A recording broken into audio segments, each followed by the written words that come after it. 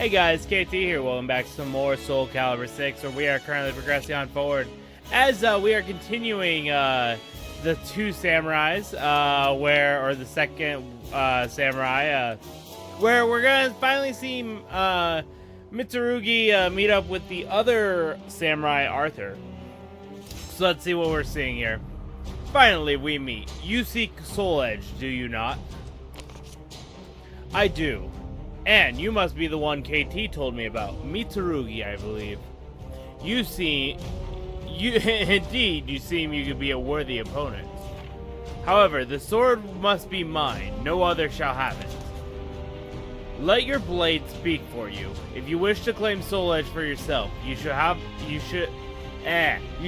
have to face me.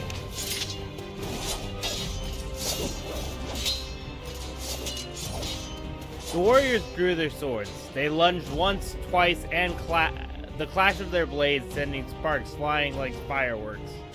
Long they fought, but Mitsurugi's skills proved the sharper. A well-placed blow sent Arthur's sword flying, and the samurai placed the tip of his blade at his opponent's throat. I lose? His sword unmoving, Mitsurugi flashed a grin, brimming with confidence. I know nothing of your plight, but your sword cannot harm me. Perhaps your search for Soul Edge has dulled your skills?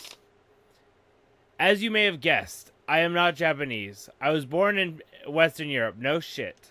Arthur was an Englishman, who, as a young sailor, had crossed the seas to Japan. Though a wealthy merchant had taken him in, he treated Arthur no better than an object for his collection. To make matters worse, Arthur's foreign features attracted prejudice from those around him, making his life miserable. And yet, I was blessed with the love of my life, with whom I now have a daughter. Finally, a family. No more do I need to suffer the world alone. It is my duty to protect them, and earn the respect of those around me, and Soul Edge will grant me that wish. Mitsurugi lowered his sword and scratched his head. I cannot deny you have had a great. I can't read worse shit. You have had to deal with much. However, I have yet to understand what any of this has to do with Soul Edge. Why do you need the respect of others? What do you mean?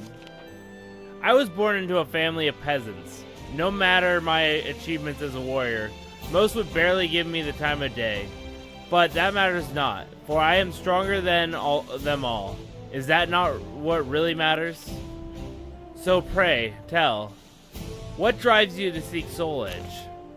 Simple, I wish to become the strongest in the world. Mitsurugi's booming laughter seemed to relax Arthur, who even managed to smile. Of course, my defeat makes sense to me now. Arthur picked up his sword and began gathering his belongings. It is as you say, no matter what I achieve, I will not change who I am in the eyes of those who belittle me. Perhaps my true desire was to simply look down upon them for a change. Mitsurugi, my friend, I shall return to Japan and to my family. I shall only ever draw my sword again to protect them. If that's what's most important to you, then that's what you should do. Rumors had reached me of that Soul Edge has been destroyed. Destroyed anyway. I shall take our meeting today as a sign for me to head home. Farewell. Arthur left, his countenance suggesting a huge weight had been lifted from his shoulders. For once, Mitsurugi was silent, seemingly lost in the thought. Like Arthur, something must have been weighing heavily on his mind. KT, did my ears deceive me, or did Arthur say Soul Edge had been destroyed?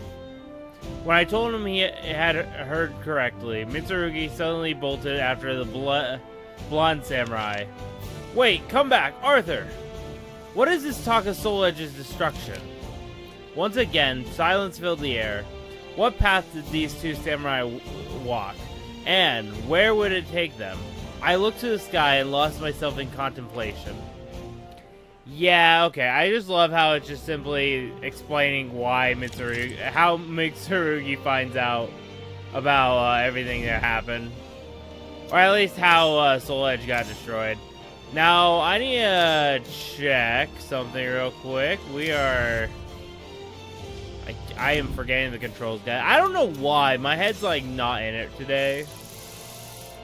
I'm just over here like, man, fuck thinking correctly. Okay, let's see. Alright, so I see there's one more side spot. Probably gonna cover the... Oh, no. Oh, no, there's only one. I'm stupid. That's astral fissure to close, which I'm not covering. So let's go ahead and go to Tarsus and see what we got here. During my travels, I passed by a familiar place. I remember meeting Geralt near it so long ago. I followed my memory to where I had first sighted the fortress, but when I arrived I found it was gone, vanished without a trace. The mountains, the trees, everything was exactly as I remembered it, but the fortress was nowhere to be seen. I gazed over the lush meadow before me, my mind searching for the answers. Then I noticed an old man, wrapped in a long black cloak, standing where the fortress should have been. You there, do you know what happened here? The old man spoke, his eyes closed. One evening about a year past, there was a great storm. I became separated from my companion. Lost, I wandered the wet and cold. Then, from nowhere, the voice of an angel spoke to me and led me here. That night, I discovered a grand fortress here. Oh, on no map was it noted. Yet, I am not mistaken. It was here. Who was this man? He continued his story, his eyes still closed. I stayed the night there. Though the castle was ancient and worn, there was evidence the other still dwelled there. In its halls, I found a fantastical furniture, mysterious objects, and a plethora of books written in a strange tongue. Thinking back, perhaps they were tomes of mystical knowledge. Modesty aside, I would have you know I am a great scholar, and yet even I could fathom neither the era nor folk responsible for those arcane symbols. See for yourself, these are the letters of which I speak. The old man produced scrolls, bizarre characters inscribed upon them. What was that fortress? Why did it disappear? I must know these answers, and that is why I remain here.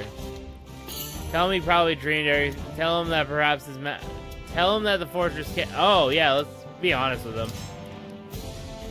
That may be. The man opened his eyes wide, and they blazed with excitement. Another dimension. Of course! I never considered that possibility. But it rings true. The angel's voice was a beacon that guided me across the very fabric of reality. My presence here in this banal place supports that theory. Could a fortress of such magnitude just vanish from this world without a trace? Of course not. So the castle must never have existed here at all.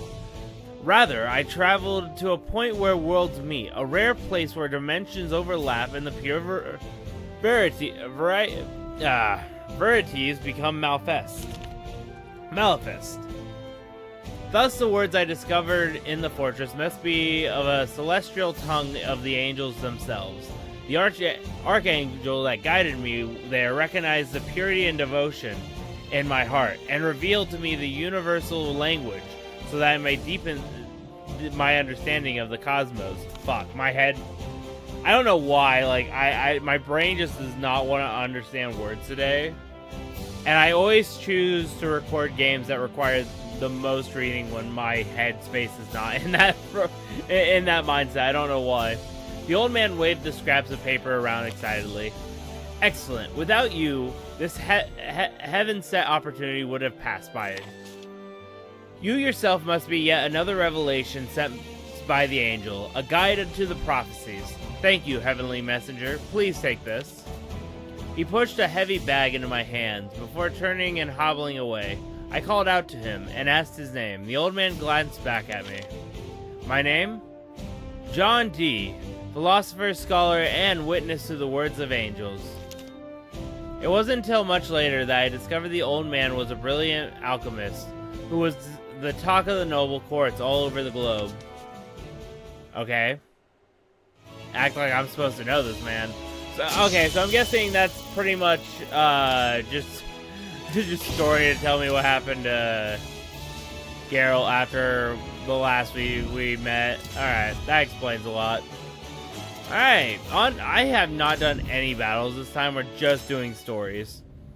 It was no small feat trying to track down the scythe-wielding sage, but I somehow managed to locate him in Ostrenburg. What do you want? I explained how I found Grow, but needed to know how to defeat him. That man was of great interest to me, despite his connection to the Avel's organization. You need not do anything for him. He has lost all control and rampages like a mad bull. Though he has incredible strength now, it will wane in time, and when the last drop drains from him, death will claim his soul. I told Zasalamel how I promised to kill Grow should he turn. After a brief pause, Zasalamel spoke. Hello, achievement. The sword you used to kill Aswell may be able to... Okay. May be able to strike down your malfested friend too. Can you still sense the sword? I closed my eyes and concentrated. It was faint, but the blade still called out to me. You may still be able to summon it. However, your task will not be easy. Then again, you already know that. This time you may have to sacrifice a good portion of your remaining life to manifest that sword. And if you fail, well, you will very likely perish. So think hard before you act. I told him I would fight Grow, whatever the cost. Those of limited lifetimes often behave in strange ways. Very well, do as you please. In a blink of an eye, Zasalamel disappeared. I suppose he was finished with me for now. Okay. So I'm guessing we're going on back to confront Grow now. No, we got more story. More story. That's fine. I mean, guess we're not fighting this time, guys. I'm sorry. Before I faced down Grow, I decided to once again pay a visit to the Avel organization's base. I had no intention of asking for help, but thought I should explain my intentions. Sir Grow. Diane's eyes were filled with anguish. The Black Demon's list of victims grows longer daily. It will soon be impossible to keep the rest of Avel in the dark. Eventually, we will have to speak about you, too, as part of our report on the Black Demon. That will be the point of no return. Even if it is true that his power will eventually wane and he will die, Avel will not stand idly by to watch it happen. Sir Grow's fate would be to die like an animal at the hands of his hunters, without honor, and as an outsider. I cannot bear even the thought of it. Is there really no other way? I cannot concede defeat just yet. When I told Diane I wished to defeat Grow myself, he let out an enormous sigh. Then so be it. It is in your hands now. I shall delay my report to the organization. As I went to leave the room, Diane called out to me. KT, I leave Sir Grow's fate in your hands. I told him I would fulfill my promise to Grow and made my exit. Alright, I actually might cover this fight then. Since I'm technically not doing... really didn't do shit this playthrough. I might as well do a fight. Since I think this is the final fight. So let's do it. Resolution. Okay, yeah, I should be good. Alright, let's do it. I returned to the snowy field where I had encountered Grow. With my weapon ready, I scoured the area in hope of finding my opponent before he found me. Unfortunately, he was not so easy to track down. But perhaps Grow had sensed that I was looking for him. He found me before the sunset. I'm not doing it. I could feel his madness, his bloodlust. There was nothing left of the noble man I once knew. The time for words was over. Let's do it. I would say there was no words. Grow was gonna just growl or yell at me. Really how it be. Kind of sucks though that Grow's first appearance in this game was also his last. Same with Aswell. I thought they would have made a bit, like, if they made a 7th Soul Calibur. But then again, like, I don't know. I found it weird that they decided to go back to Soul Calibur 2. At that point, I'd just say just remake Soul Calibur 2 and just pretty much reboot the whole series after Soul Calibur 5. Like, just give it name titles. I know,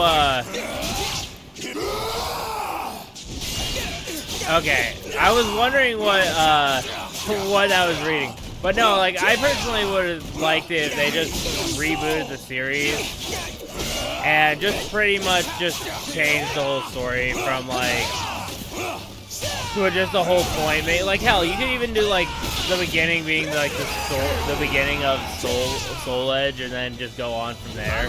I think that would have been cool, but, you know, that's just my opinion. I don't know how everyone else feels about it. I just personally was like, yo, this is a reboot pretty much. So at that point, might as well just go full into it. Like I mean, technically, people could also say it's a soft reboot. I don't know how to put it. It feels like a reboot in my eyes. Don't worry, I got you, Gro. And hell, he even talked normally to me, so 10 out of 10. Are we gonna get a special cutscene? Oh, maybe. Hopefully. I would love a special cutscene. We don't get a lot of those.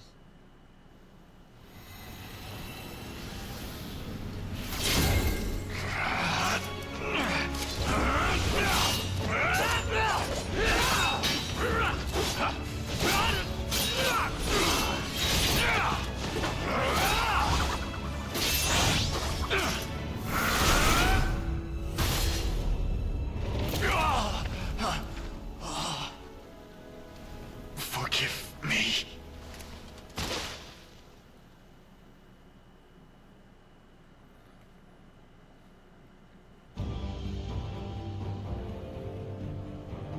You fought hard. I was prepared to die, but instead have incurred a great debt. My journey is not over. I must investigate the astral fissure said to still be open. I will find some way to use my power, other than just for eliminating my enemies, as you did. No doubt our paths will cross again. When that time comes, do not hesitate to let me know if I can help. So long. It has been a great pleasure.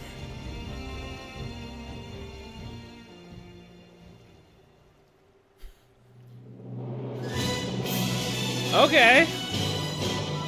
I guess that's how we're gonna end the game. Like, I thought Gro was gonna be dead, but I guess I'm wrong. Gro's still alive. So does that mean Aslo might be still alive? Doubt it, but who knows? Maybe he's just stuck in between the astral fissure, that one dimension. Never know. We're gonna go ahead and we're gonna skip the credits. There might be more. Let's see. Maybe? It's hard to tell. I say, damn. Not gonna lie. Was not expecting to do this in just one video. Like, I just started recording and I did it in one video. At that point, I should have just been like, hey, I should have covered this before. I should have did this last time I recorded this game. Would have made me feel better, I guess. Alright. Oh, and we got a little epilogue. Hey, you are now eligible to sign contracts for the elite. Okay, cool. Let's see what the epilogue says. With the deed done, I return to the Avil organization's base. I cannot thank you enough, KT, for saving Sir Gro from the miserable existence.